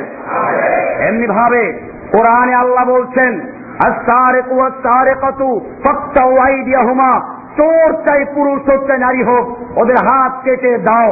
আইনটা কার? আল্লাহর আইনকে বাতিল করে দেওয়া হয়েছে, বিকল্প আইন তৈরি করে দেওয়া হয়েছে। আয়াতটা আছে সূরা মায়েদা 5 নম্বর সূরার 38 নম্বর আয়াতে। এমনি ভাবে আমার ভাইয়েরা, সম্পত্তি বন্টনের ক্ষেত্রে আল্লাহ তাআলা আইন দিয়েছেন, ইউসিকুমুল্লাহু ফি আওলাদিকুম লিয-যাকারি মিসলু হাযযিল উনসায়াইন। কোরআন বলছে ইউসিকুমুল্লাহু, আল্লাহ তাআলা তোমাদের ওসিয়ত করছেন, ফি আওলাদিকুম, তোমাদের সন্তানদের ব্যাপারে, লিয-যাকারি মিসলু হাযযিল উনসায়াইন, একজন পুরুষ সন্তান দুইজন নারীর সমান সম্পত্তি পাবে। আইনটা দিয়েছেন কে? যারা আল্লাহর আইনকে চ্যালেঞ্জ করে একথা বলতে ধৃষ্টতা প্রদর্শন করছে, আল্লাহ নারীদেরকে ঠকিয়েছে, সব জায়গায় সমান করতে হবে, আমি জিজ্ঞেস করতে চাই তারা মুসলমান না কাফের? মনে রাখতে হবে, আল্লাহর আইন বুঝতে হবে। শয়তান আল্লাহর সমস্ত আইন অস্বীকার করে নাই। প্রশাসনের লোকদেরকেও বলছি, আমার কথা আপনারা যারা সরকারের কাছে পৌঁছান ভালো করে পৌঁছাবেন। আমি কেন মুরতাদ এবং কাফের বলছি, দলিল সহ বলছি। শয়তান আল্লাহর সমস্ত হুকুমকে অস্বীকার করে নাই। শয়তান যখন জান্নাত থেকে বহিষ্কৃত হয়েছে তখনও শয়তান আল্লাহর কাছে প্রার্থনা করেছে। কোরআন বলছে, শয়তান বলল, রব্বি ফানজিরনি ইলা ইয়াউমি ইউবাসুন, হে আমার রব তুমি আমাকে কিয়ামত পর্যন্ত হায়াত দান করো। কে প্রার্থনা করছে? শয়তান। কার কাছে? তাহলে বুঝা গেল শয়তান আল্লাহকে অস্বীকার করে নাই। শয়তান তোমার আমার খাজা বাবার মুরিদদের চেয়ে ভালো ঈমান রাখে, ঠিক কিনা? কারণ খাজার মুরিদেরা, গাজার মুরিদেরা, কবর পূজারীরা বিপদে পড়লে আল্লাহর নাম ভুলে গিয়ে মাজারে দৌড়ায়, মাজারে গেলে প্রার্থনা করে, গান গায়, কেউ ফেরে না খালি হাতে খাজা বাবার দরবার হতে। আর শয়তান বিপদে পড়ে, কারণ মাজারে যায় নাই, খাজা বাবার কাছে চায় নাই, গাজা বাবার কাছে চায় নাই, ল্যাংটা বাবার কাছে চায় নাই। শয়তান বিপদে পড়ে প্রার্থনা করে কার কাছে? তাহলে বোঝা গেল শয়তান তোমার খাজার মুরিদ, গাজার মুরিদ আর ল্যাংটার মুরিদের চেয়ে শয়তানের ঈমান অনেক ভালো, ঠিক কিনা? এই শয়তান আল্লাহর সব হুকুম অমান্য করে নাই, অমান্য করেছে কয়টা? শয়তান মুসলমান না কাফের? শয়তান কাফের। কেন কাফের? এটা ভালো করে বুঝতে হবে। শয়তান আল্লাহর হুকুম অমান্য করলো কখন? তার যুক্তিতে যেটা ধরে নাই। আল্লাহ হুকুম করেন আদমকে সিজদা করো, সে বললো এটা হবে না, এটা আমার যুক্তিতে মিলে না। আনা খায়রুম মিনহু, আমি তো আদমের চেয়ে ভালো। কেমনে ভালো? খলাকতানি মিন নারিন ওয়া খলাকতাহু মিন তিন, আপনি আমাকে সৃষ্টি করেছেন আগুন দিয়ে, আদমকে সৃষ্টি করেছেন মাটি দিয়ে। আগুনের গতি নিম্নে, মাটির গতি ঊর্ধ্বে। আগুন যদি নিচেও জ্বালায় উপরে উঠে, মাটি যদি উপরে ছুঁড়ে মারা হয় নিচে পড়ে। অতএব যুক্তির কথা হচ্ছে আদমের সামনে আমি নত হব না, বরং আমার সামনে আদম নত হবে। আল্লাহর বিধানকে যুক্তি দিয়ে প্রথম যেই ব্যক্তি চ্যালেঞ্জ করেছিল, অস্বীকার করেছিল, সেই ব্যক্তির নাম কি? এখনো যারা বিভিন্ন অজুহাতে, বিভিন্ন যুক্তিতে আল্লাহর আইনে যুগে চলে না, আল্লাহর আইন মানা যাবে না, এরকম আল্লাহর আইনকে বাতিল করে, এই লোকগুলো শয়তানের সাথে কোনো পার্থক্য আছে? শয়তান যদি আল্লাহর একটা হুকুমকে অমান্য করার জন্য কাফের আর মুরতাদ হয়ে থাকে, জাহান্নামী হয়ে থাকে, তাহলে যারা পদে পদে আল্লাহর আইনকে বাতিল করে দিয়েছে, যারা শয়তানের চেয়ে মারাত্মক মুরতাদ, মারাত্মক কাফের। ভাইরা আমার, আসুন, আবু বকর সিদ্দিক, অনেকে আছে খুঁজে পায় না কার বিরুদ্ধে জিহাদ করব, যুদ্ধ করব। লা ইলাহা ইল্লাল্লাহ তো সবাই পড়ে, জুমার দিন সবাই মসজিদে আসে। হ্যাঁ, শুনুন, কোরআন পরিষ্কার বলছে, সূরা তাওবা 9 নম্বর সূরা 65 থেকে 66 নম্বর আয়াত, আল্লাহ বলছেন যারা কোরআনকে নিয়ে, আল্লাহকে নিয়ে, রাসূলকে নিয়ে তুচ্ছ তাচ্ছিল্য করে, আল্লাহ তাআলা ডাইরেক্ট বলেছেন তারা কাফের। তারা কি? কোরআন পরিষ্কার বলছে, কুল আবিল্লাহি ওয়া আয়াতিহি ওয়া রাসূলিহি কুনতুম তাস্তাহজিউন। হে নবী, আপনাদেরকে জানিয়ে দিন, তোমরা আল্লাহর সঙ্গে, আল্লাহর আয়াত নিয়ে, আল্লাহর রাসূলকে নিয়ে তুচ্ছ তাচ্ছিল্য করছো। এরপরে আল্লাহ কি বলছেন শুনুন, পরিষ্কার আয়াত, আল্লাহ তাআলা বলছেন লা তা'তাযিরু ক্বাদ কাফারতুম বা'দা ঈমানিকুম। আর কোন বাহানা তালাশ করো না, ওজর পেশ করো না, অজুহাত খুঁজো না। ক্বাদ কাফারতুম বা'দা ঈমানিকুম, তোমরা ঈমান আনার পরে, হজ করার পরে, প্রতিবান্ধার পরে, ক্বাদ কাফারতুম বা'দা ঈমানিকুম, ঈমান আনার পরে তোমরা কাফের হয়ে গেছো। কে বলেছেন? কোন জায়গায় বলেছেন? সূরা তাওবা 9 নম্বর সূরার 65 থেকে 66 নম্বর আয়াত। এরপরে শুনুন, আবু বকর সিদ্দিক রাদিয়াল্লাহু তাআলা আনহু খলিফা হলেন। হাদিসটা ভালো করে শুনুন। আন আবি হুরায়রা রাদিয়াল্লাহু তাআলা আনহু قال লাম্মা তুফিয়া রাসূলুল্লাহ সাল্লাল্লাহু আলাইহি ওয়াসাল্লাম, যখন আল্লাহর নবী ওয়াফাত হয়ে গেল, অস্তখলাফা আবু বকর বাদাহু, এরপরে আবু বকর খলিফা নিযুক্ত হলেন। ওয়া কাফারা মান কাফারা মিনাল আরব, এবং আরবের কিছু লোক যাকাত অস্বীকার করে কাফের হয়ে গেল। قال ওমর বিন খাত্তাব আবু বকর, ওমর বিন খাত্তাব আবু বকর সিদ্দিককে বললেন, কাইফা তুকাতিলুন নাস, আপনি কি করে এই লোকদের বিরুদ্ধে যুদ্ধ করবেন যারা যাকাত দিতে অস্বীকার করেছে, কিন্তু তারা নামাজ পড়ে, রোজা রাখে, হজ করে, তারা সবকিছু করে। ওয়াকাদ ক্বালা রাসূলুল্লাহ সাল্লাল্লাহু আলাইহি ওয়াসাল্লাম, অথচ রাসূলুল্লাহ সাল্লাল্লাহু আলাইহি ওয়াসাল্লাম বলেছেন, উমিরতু আন উকাতিলান নাস হাত্তা ইয়াকুলু লা ইলাহা ইল্লাল্লাহ, আমি যুদ্ধের জন্য আদিষ্ট হয়েছি, আমি যুদ্ধ করার জন্য আদেশ করা হয়েছে ততক্ষণ পর্যন্ত লা ইলাহা ইল্লাল্লাহ না বলবে। আর যখন ফামান ক্বালা লা ইলাহা ইল্লাল্লাহ, যখন লা ইলাহা ইল্লাল্লাহ বলবে, ফাকাদ আসামা মিন্নি মালাহু ওয়া নাফসাহু, তখন তার জান এবং মালের নিরাপত্তা সে লাভ করবে। তার এই লোকগুলো লা ইলাহা ইল্লাল্লাহ পড়ে, নামাজ পড়ে, রোজা রাখে, হজ করে, খালি যাকাত দিতে অস্বীকার করেছে, এদের বিরুদ্ধে আপনি কেমনে যুদ্ধ করবেন? হাদিস তো বলে লা ইলাহা বলে যুদ্ধ করা যাবে না। শুনুন, আবু বকর সিদ্দিক রাদিয়াল্লাহু তাআলা বললেন, ওমর শুনে রেখো, ওয়াল্লাহি লাউ কাতিলান্না মান ফাররাকা বাইনাস সালাতি ওয়াজ যাকাতে, আল্লাহর কসম, যারা সালাত এবং যাকাতের মধ্যে পার্থক্য করবে, সালাতের ফরজ মানবে, যাকাত মানবে না, আল্লাহর কসম, লাকাতালতু আলা মানইহি লাকাতালতুহুম আলা মানইহি, আমি অবশ্যই তাদের বিরুদ্ধে যুদ্ধ করব। قال عمر بن الخطاب فوالله ما هو الا ان رايت ان الله زاد صالح الذكرين, আমি বুঝলাম যে আবু বকর অন্তর আল্লাহ খুলে দিয়েছেন, এটাই হক। এবং এরপরে ওমর তওবা করলেন। ভাইরা আমার, হাদিসটা আছে সহিহ বুখারীর 6924 নম্বর হাদিস, সহিহ মুসলিমের 133 নম্বর হাদিস, তিরমিজির 2607 নম্বর হাদিস, আবু দাউদের 1558 নম্বর হাদিস, নাসাঈর 3051 নম্বর হাদিস, মুসনাদ আহমদের 239 নম্বর হাদিস।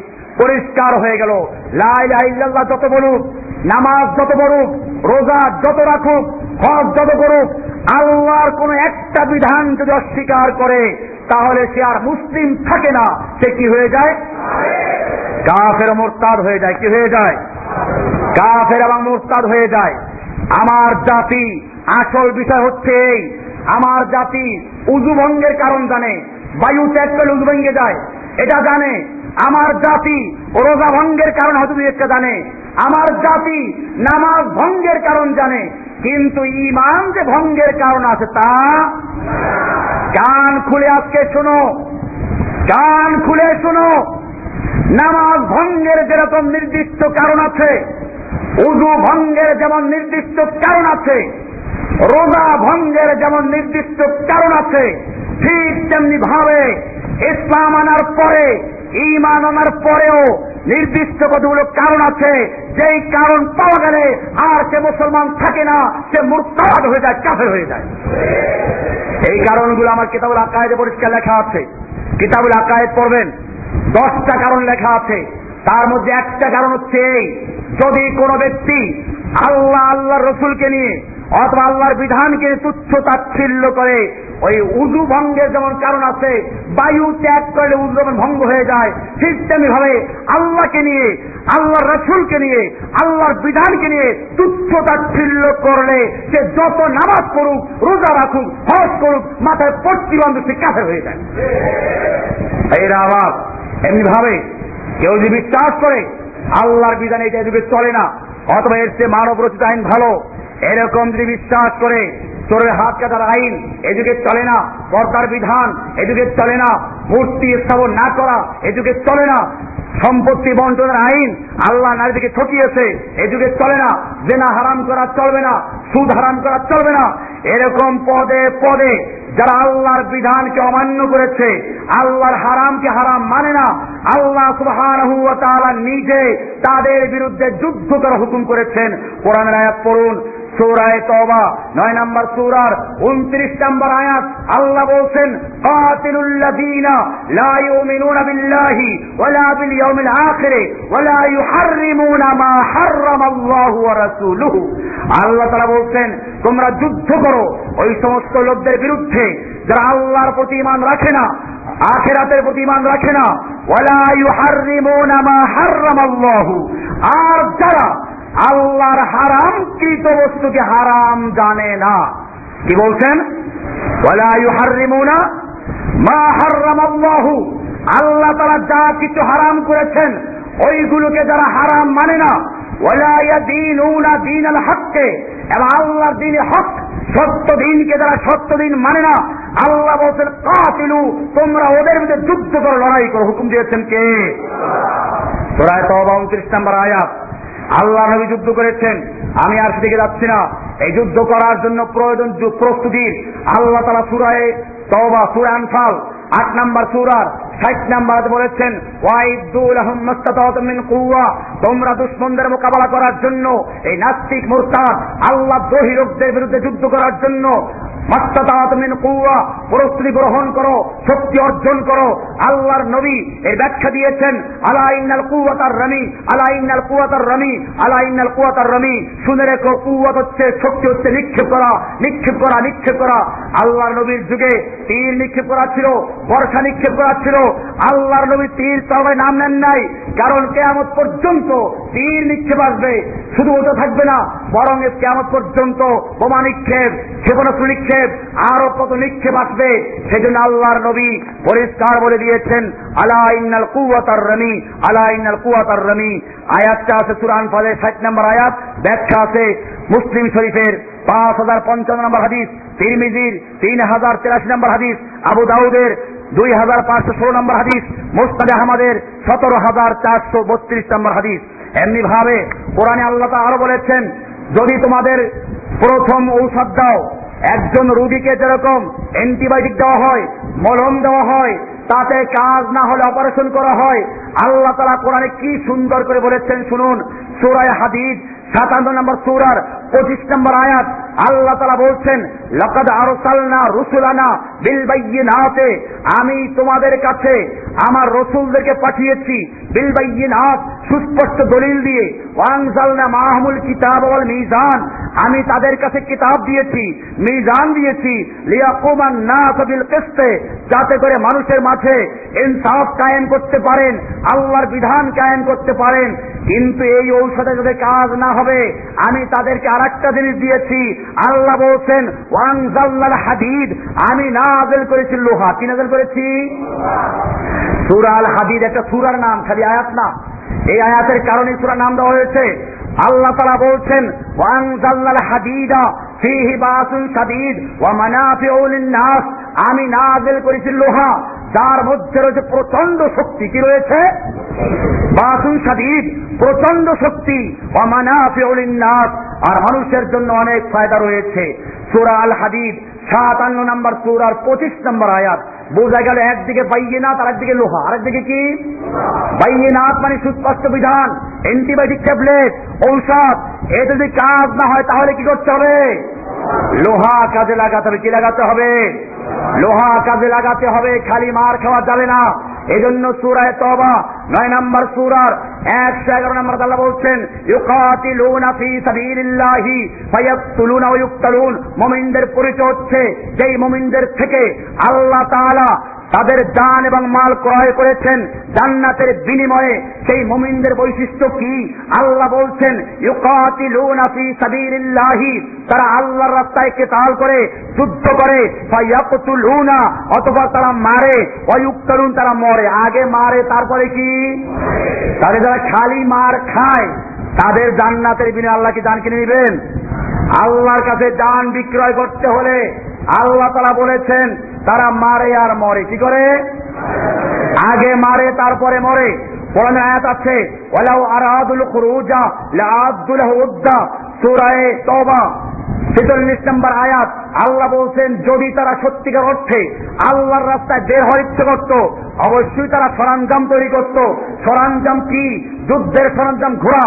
কোরআন বলছে আমির রিবাতিল খাইলে, ঘোড়া পালো, তুরহিবুনা বিআদুল্লাহ আদুব্বাকুম, আর মাধ্যমে তোমরা আল্লাহর দুশমন এবং ওদের দুশমনকে ভয় দেখাবে। সূরা আনফালের 60 নম্বর আয়াত। কোরআনে ঘোড়ার নামে একটা আয়াত সূরা আছে ওয়াল আদিয়াতে দাবহা ফাল মুরিয়াতে কদহা ফাল মুগীরাতে সুবহা ফাসারনা বি নাকা ফাওয়াসাতনা বি জামা। আল্লাহ বলছেন ওয়াল আদিয়াতে দাবহা, ওই ঘোড়ার কসম যেই ঘোড়া ঊর্ধ্বশ্বাসে দৌড়ায়। ফাল মুরিয়াতে কদহা, এত জোরে দৌড় দেয় তার পায়ের আঘাতে লোহার সঙ্গে লেগে পাথরে লেগে আগুন জ্বলে বের হয়ে যায়। ফাল মুগীরাতে সুবহা, অথবা সকালে গিয়ে হামলা চালায়। ফাল ফাসারনা বি নাকা, অথবা ধুল উড়িয়ে নেয়। ফাওয়াসাতনা বি জামা, অথবা শত্রুদের ভিড়ের মধ্যে ঢুকে পড়ে যায়। কার প্রশংসা এটা? ঘোড়ার প্রশংসা। এটা কোন পীরের হাদিয়া তোহফা টানার ঘোড়া না, পীরের পালকি না। ওই ঘোড়ার প্রশংসা করা হয়েছে যেই ঘোড়া আল্লাহর রাস্তায় যুদ্ধ করে। ঘোড়ার কথা কোরআনে আছে, হাদিসে আছে। আল্লাহর রাসূল সাল্লাল্লাহু আলাইহি ওয়াসাল্লাম বলছেন আল খাইলু মাকুদুন ফি নওয়াসিহা আল খাইর আল আজরু ওয়াল মাগনামু ইলা ইয়াউমিল কিয়ামা। ঘোড়ার ললাটে, ঘোড়ার কপালে কিয়ামত পর্যন্ত কল্যাণ রেখে দেওয়া হয়েছে, যা গনিমতের মাধ্যমে এবং নেকের মাধ্যমে আল্লাহ বলছেন তোমরা পাইয়ে যাইবা। হয়তো গনিমত নইলে নেক পাইবা, দুইটাই পেতে পারো। হাদিসটা সহিহ বুখারীর 3119 নম্বর, সহিহ মুসলিমের 4955 নম্বর, সুনানে নাসাঈর 3574 নম্বর হাদিস। ঘোড়া সম্পর্কে আরো অনেক হাদিস আছে, আমার এই ছোট বইয়ের মধ্যে পাবেন ইনশাআল্লাহ। এরপরে যুদ্ধের প্রশিক্ষণের ফজিলত। আল্লাহ রাসূল সাল্লাল্লাহু আলাইহি ওয়াসাল্লাম বলছেন কুল্লু শাইইন ইয়ালহু বিহি রাজুলু বাতিলুন ইল্লা রামিউর রাজুলি বিকাউসিহি ওয়া তাদিবাহু ফারাসাহু ওয়া মুলাআবাতুহু আহলাহু। আল্লাহ রাসূল সাল্লাল্লাহু আলাইহি ওয়াসাল্লাম বলছেন সমস্ত খেলাধুলা বাতিল, খেলাধুলা বাদ, আর কোনো মূল্য নাই। কিন্তু যেই খেলা ইল্লা রামিয়ার রাজুলি বিকাউসিহি, তবে কামান থেকে তীর নিক্ষেপ করা, ধনুক থেকে তীর নিক্ষেপ করা, ঘোড়াকে প্রশিক্ষণ দেওয়া, এইরকম খেলাধুলা জায়েজ। হাদিসটা আছে ইবনে মাজার 2461, তিরমিজির 1637, আহমদের 17375, এরকম সহিহা 315 নম্বর হাদিস। ভাইরা আমার, আল্লাহ রাসূল সাল্লাল্লাহু আলাইহি ওয়াসাল্লাম বলছেন লা সাবাকা ইল্লা ফি খুফফিন আও ফি হাফিরিন আও ফি নাসলিন। কোন প্রতিযোগিতা জায়েজ নেই, তবে জায়েজ আছে ঘোড়ার দৌড়, উটের দৌড়, এরকম তীর পরিচালনার প্রতিযোগিতা জায়েজ আছে। ইল্লা ফি খুফফিন, উটের দৌড় জায়েজ, কারণ উট যুদ্ধ করতে লাগে। আও ফি হাফিরিন, ঘোড়ার দৌড় জায়েজ। আও নাসলিন, আর তীর প্রশিক্ষণ জায়েজ। বোঝা গেল খেলাধুলার মধ্যে যেই খেলাধুলা ইসলামের কাজে আসবে, যুদ্ধের কাজে আসবে, ওই খেলাধুলা ইসলাম জায়েজ করে দিয়েছে। আবু দাউদের 2576 নম্বর হাদিস, তিরমিজির 17 নম্বর হাদিস, নাসাইর 3587 নম্বর হাদিস, ইবনে মাজাহ 2878 নম্বর হাদিস, মুসনাদ আহমদের 8693 নম্বর হাদিস। ভাইয়েরা আমার, এরপরে আরো অনেকগুলো হাদিস আপনারা পাবেন এখানে। এরপরে আমি দেখাচ্ছি আল্লাহর নবী নিজে যুদ্ধ করেছেন। আল্লাহর নবী মরে যাওয়ার পরে তার সম্পত্তির মধ্যে অন্য কোন সম্পত্তি না পাওয়া গেল, তরবারি পাওয়া গেছে, লোহার হেলমেট পাওয়া গেছে, ঢাল পাওয়া গেছে। এই বইয়ের শেষে আমি দিয়েছি আল্লাহর নবীর তরবারি, একটা নাম ছিল আল মাসুর, একটা নাম আল আদাব, একটা নাম জুলফুকার, একটা নাম আল সমসাম, একটা নাম আল কালাই, আর একটা আল বাত্তার, আর একটা আল হাতাফ, আর একটা হচ্ছে আল রুসুব, আর একটা আল মেখজাম, আর একটা আল কদিব। এই 10টা তরবারির নাম পাওয়া গেছে আল্লাহর নবীর তারেকা সম্পত্তির মধ্যে ছিল এগুলো। এমনি ভাবে আল্লাহ নবীর বর্ষা ছিল, একটা বর্ষার নাম ছিল আল বাতা, আর একটার নাম ছিল আল বাইদা। আল্লাহর নবীর একটা বর্ষার নাম ছিল আল আনাজা। এমনি ভাবে আল্লাহর নবীর একটা হেলমেট ছিল, নাম ছিল আল মুআসসাদ, আর একটা হেলমেট ছিল তার নাম ছিল আল সাবুক, আর একটা ছিল তার নাম ছিল আল জালুক। এমনি ভাবে আল্লাহর নবীর কয়েকটা ঘোড়ার নাম, একটা ঘোড়ার নাম ছিল আল সাকাব, আর একটা নাম ছিল আল মুরতাজিস, আর একটা ছিল আল লাহিস, আর একটা আল লাজাস, আর একটা জরব, আর একটা আল ওয়ারাব, আর একটা সুবহা। বুঝা গেল আল্লাহর নবীর মৃত্যুর পরে অন্য কোন সম্পত্তি না রেখে গেলেও ঘোড়া রেখে গেছেন, যুদ্ধের অস্ত্র রেখে গেছেন, তলোয়ার রেখে গেছেন, টুপি রেখে গেছেন, হেলমেট রেখে গেছেন, বর্ষা রেখে গেছেন, তীর রেখে গেছেন। যারা আজকে বলে আল্লাহর নবী যুদ্ধ করেন নাই, ইসলামে জেহাদ নেই, জেহাদকে নির্মূল করতে হবে, ও আমার জাতি জেনে রাখতে হবে তাদেরকে জেহাদের মাধ্যমে নির্মূল করতে হবে ইনশাআল্লাহ, ঠিক না? এই জন্য ভয় পেলে চলবে না। তোমাদের মনে রাখতে হবে ওদের যত শক্তি রয়েছে, ওদের শক্তির চূড়ান্ত হবে মৃত্যু দিয়ে। কি দিয়ে? ওরা বেশির থেকে বেশি আমাদেরকে মেরে ফেলতে পারবে। জেনে রাখো ওদের শক্তির যেখানে শেষ, আমাদের চাহিদা সেখান থেকে শুরু হয়। প্রত্যেকটা মুমিন আল্লাহর রাস্তায় জীবন দিয়ে শহীদ হতে চাই কিনা? আমরা গত জুমায় যেন আলোচনা করেছিলাম ওদেরকে মৃত্যু বলো না, বইটা আবার নতুন ছাপা হয়েছে। গত জুমার লেকচারটা আপনারা নেবেন, ব্যাপক প্রচার করবেন, এবং আজকে যা অবশ্যই নেবেন। এটার মধ্যে মুসলিম উম্মার জন্য বর্তমান সময়ের সবচেয়ে বড় জরুরি জিনিস দেওয়া হয়েছে, কোরআন সুন্নাহ দলিল ভিত্তিক। আল্লাহ সুবহানাহু ওয়া তাআলা আমাদের সকলকে বিষয়গুলোকে বুঝার এবং আমল করার তৌফিক দান করুন, আমিন। ওয়া সাল্লাল্লাহু তাআলা আলা মুহাম্মদ ওয়া আলিহি ওয়া সাহবিহি আজমাইন।